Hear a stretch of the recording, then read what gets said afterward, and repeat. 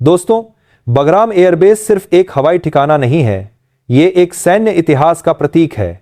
कभी अमेरिका ने इसे तालिबान के खिलाफ इस्तेमाल किया था, फिर अफगानिस्तान के हाथों में गया और आज खुफिया रिपोर्ट्स कह रही हैं कि भारत ने वहां कुछ बड़ा प्लान किया है।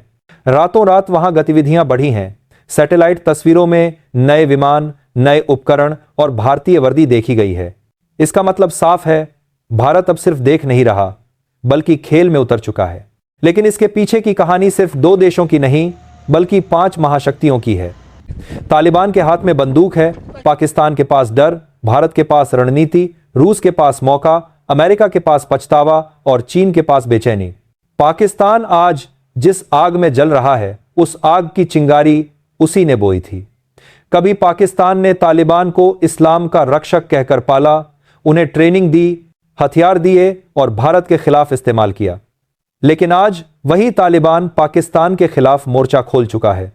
अफगान सीमा से लेकर वजीरिस्तान तक तालिबान के झंडे लहरा रहे हैं। टीटीपी यानी तहरीक तालिबान पाकिस्तान अब पाकिस्तानी सेना के ठिकानों पर रोज हमले कर रहा है।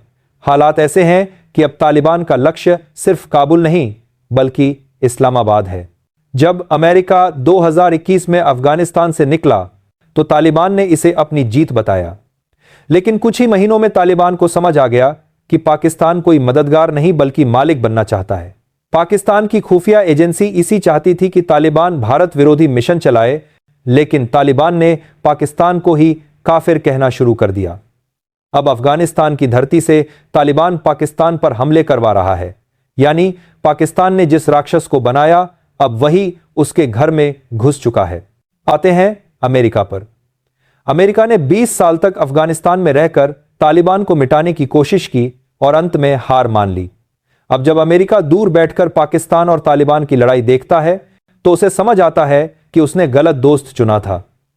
पाकिस्तान को अरबों डॉलर की मदद दी, लेकिन उसने वही पैसा आतंकवाद को पालने में खर्च किया। आज अमेरिका चिंतित है कि अगर पाकिस्तान तालिबान के हाथों गिर गया तो वहां के परमाणु हथियार आतंकियों के कब्जे में जा सकते हैं। इसीलिए अमेरिका अब चुपचाप भारत की तरफ देख रहा है, क्योंकि उसे पता है इस पूरे संकट में स्थिरता का चेहरा सिर्फ भारत है। अब बात करते हैं रूस की। रूस हमेशा से चाहता था कि मध्य एशिया उसके प्रभाव में रहे। जब अमेरिका भागा तो रूस ने अफगानिस्तान में अपने पुराने संपर्क फिर से सक्रिय किए। रूस जानता है कि अगर पाकिस्तान टूटता है तो आतंक उसकी सीमाओं तक पहुंच सकता है, लेकिन उसे एक मौका भी दिख रहा है भारत के साथ रणनीतिक साझेदारी का। रूस और भारत दोनों नहीं चाहते कि चीन या तालिबान अफगानिस्तान में पूरी तरह हावी हो जाएं। इसलिए रूस आज भारत की नीति का चुपचाप समर्थन कर रहा है। अब बात करते हैं भारत की। भारत इस पूरे युद्ध में सीधे शामिल नहीं है, लेकिन उसकी हर चाल एक रणनीतिक कदम है। भारत जानता है कि जब पाकिस्तान और तालिबान एक दूसरे से लड़ेंगे तो पाकिस्तान की कश्मीर पर फोकस खत्म हो जाएगी। पाकिस्तान की सेना और आईसी अब आतंक नहीं, अपने अस्तित्व को बचाने में उलझे हैं। भारत ने अफगानिस्तान में पहले ही विकास, शिक्षा और भरोसे की जड़ें जमा दी थीं। संसद भवन से लेकर सड़कों तक भारत की छाप है। यही कारण है कि भारत बिना कुछ बोले भी जीत रहा है। अब आते हैं चीन पर। चीन के लिए यह युद्ध आर्थिक खतरा बन चुका है। चीन ने पाकिस्तान में अरबों डॉलर लगाए हैं। सीपेक यानी चीन पाकिस्तान आर्थिक कॉरिडोर। यह प्रोजेक्ट ग्वादर से लेकर काशगर तक जाता है, लेकिन अब तालिबान के हमलों से यह रास्ता असुरक्षित हो गया है। तालिबान ने कई चीनी इंजीनियरों पर हमले किए हैं और अब चीन डर रहा है कि कहीं यह जिहाद उसकी सीमाओं तक न पहुंच जाए। चीन के लिए सबसे बड़ा खतरा ईस्ट तुर्किस्तान इस्लामिक मूवमेंट है, जो चीन के शिनजियांग प्रांत में सक्रिय है। अगर पाकिस्तान में आतंक बढ़ा तो चीन का शिनजियांग भी भड़क सकता है। इसलिए चीन पाकिस्तान को बचाने की कोशिश कर रहा है, लेकिन तालिबान साफ कह रहा है, हम किसी कम्युनिस्ट की नहीं सुनेंगे। इस वक्त पाकिस्तान के हालात बेहद खराब हैं। उसके 6 प्रांतों में तालिबान की समानांतर सत्ता चल रही है। पाकिस्तानी सेना रोज हमले झेल रही है।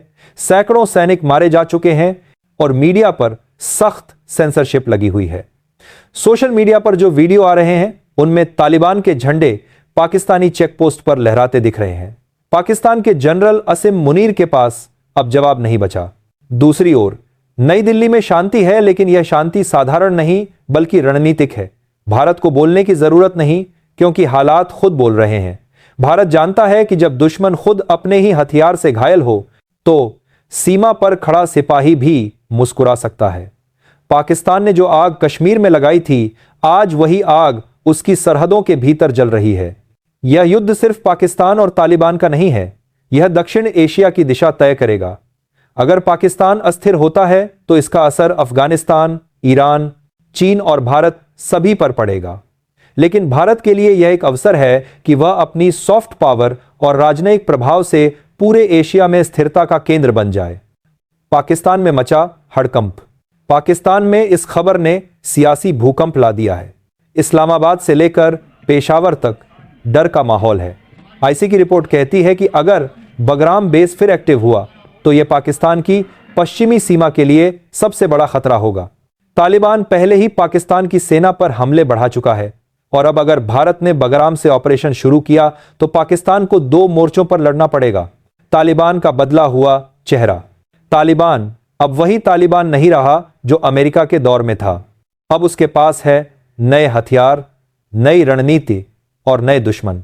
पाकिस्तान जिसने कभी तालिबान को पैदा किया था, अब उसी से डरा हुआ है।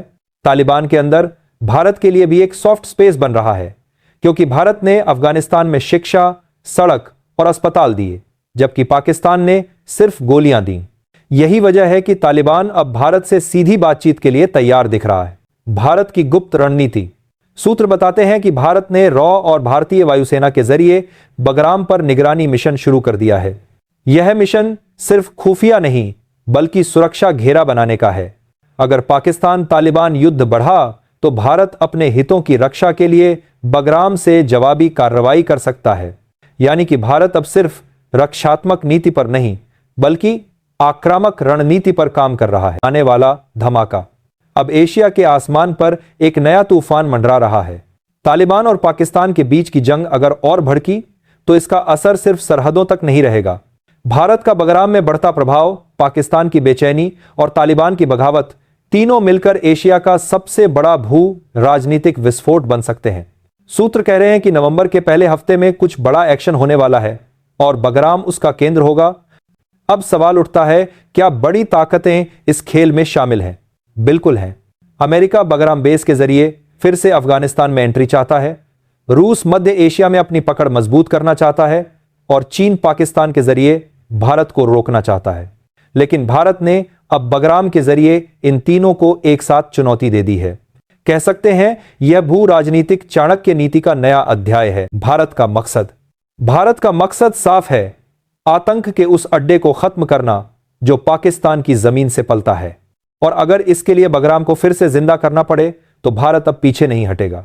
बगराम अब भारत के लिए एयरबेस नहीं बल्कि रणनीतिक शेरनी की मांद बन चुका है, जहां से दुश्मनों को सिर्फ देखा नहीं जाएगा बल्कि जवाब दिया जाएगा। समापन। तो दोस्तों, अगली बार जब आप बगराम का नाम सुने तो समझ जाइए यह सिर्फ एक जगह नहीं है, यह एक चेतावनी है उन सब के लिए जो भारत को कमजोर समझते हैं। भारत अब जवाब देगा, लेकिन अपनी शर्तों पर, और वो जवाब आएगा बगराम से। और आखिर में सवाल यही है, क्या पाकिस्तान अपने ही बनाए हुए राक्षस को रोक पाएगा या तालिबान पाकिस्तान का नया शासक बनेगा? इतिहास हमें बताता है कि जो देश आतंक से खेलता है, एक दिन आतंक उसी को निगल जाता है। भारत इस बार चुप है, लेकिन उसकी चुप्पी बहुत कुछ